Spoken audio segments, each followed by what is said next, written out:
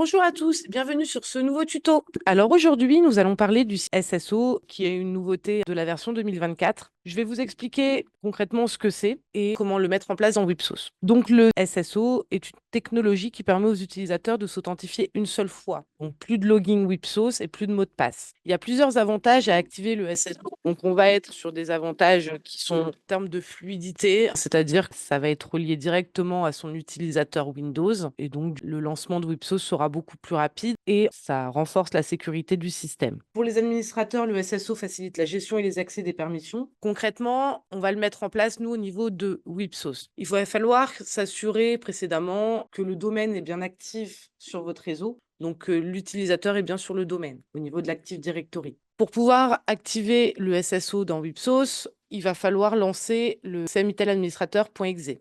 Donc le cmiteladministrateur.exe se trouve au niveau de votre réseau, à la racine en fait du dossier d'installation de Wipsos. Donc là, je vais lancer le cmiteladministrateur.exe et il va me demander une information d'identification qu'on vous fournit à l'installation de Wipsos. Si vous ne l'avez pas, il faudra nous le demander, on vous le communiquera. Donc là, j'arrive au niveau de la console d'administration de Wipsos. Donc les administrateurs, les superviseurs dans Wipsos y ont accès. Et là, je vais aller activer le SSO. Donc là, on a une petite intro de ce que c'est et les principaux avantages du SSO. Les informations du port et de la version sont renseignées par défaut. Donc normalement, c'est bien sur le port 389. Après, si vous avez un port spécifique chez vous, il faudra venir le renseigner ici. J'enregistre et je vais vérifier ma connexion. Donc là, il va me demander mes informations d'identification. Donc là, je vais mettre mon domaine, mon nom d'utilisateur Windows et mon mot de passe Windows.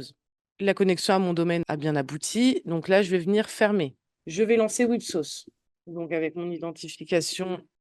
Et là, je vais avoir un choix. Vous avez la possibilité d'associer votre compte Windows avec votre profil Wipsos afin de ne plus avoir à renseigner l'identifiant et le mot de passe à chaque lancement du logiciel. Donc là, je vais mettre oui. Si maintenant je relance Wipsos, mon Wipsos va venir se lancer automatiquement sur mon profil CLI2. Les superviseurs pourront aussi paramétrer en avance les comptes.